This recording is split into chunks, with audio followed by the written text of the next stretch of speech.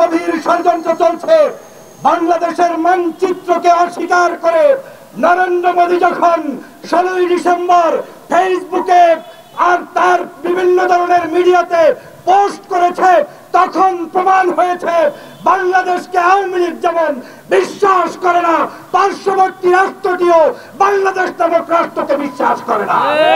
আজকের ওদের হৃদয়ে, ওদের গালের উপরে 24-এর গণঅভ্যুত্থান এবং বিপ্লবের মাধ্যমে চট্টপাঘাত করার কারণে ওরা দিক বিদিক হয়ে এখন বাংলাদেশের বিরুদ্ধে, মানচিত্রের বিরুদ্ধে নতুন ষড়যন্ত্র শুরু করেছে।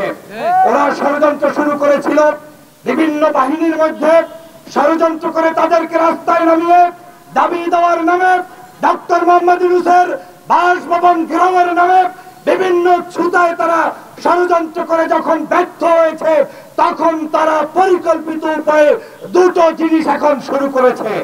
এক নম্বর হচ্ছে বাংলাদেশের 24-এর এই জুলাই বিপ্লবে যেই সহযোদ্ধা ভাইয়েরা আজকের যুদ্ধ করে স্বাধীন বাংলাদেশের নেতৃত্ব দিয়ে দেশকে গঠন করেছে, তাদেরকে গুম করা, খুন করা, তাদেরকে রক্ত ঝরানো শুরু করেছে।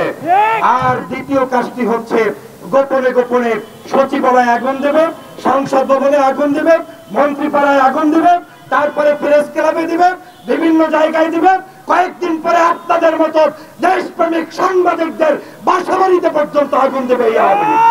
অতএব আমাদেরকে এখনই সাবধান হতে হবে।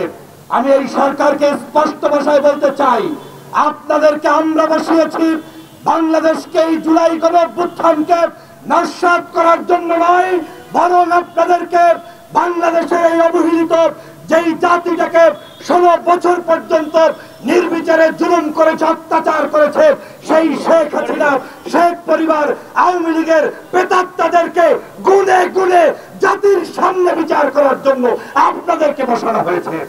অতএব আমি বাংলাদেশের পদ্মা ব্রিজ দেখতে চাই না, আমি বাংলাদেশের মেট্রো রেল দেখতে চাই না, আমি বাংলাদেশের রাস্তায় কি গর্ত হয়েছে সেটা দেখতে চাই না।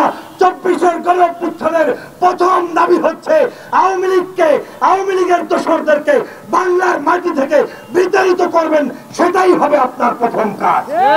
যদি সেটা না করেন, কম্বলের মধ্যে, লেপের মধ্যে সাপ গুজে রেখে তারপরে আপনি ভাববেন যে বাংলাদেশ খুব ভালোভাবে চলবে, সেটা কিন্তু কোনোভাবেই সম্ভব নয়। আসুন বাংলাদেশকে গঠন করতে জাতীয় ঐক্যমত তৈরি করি।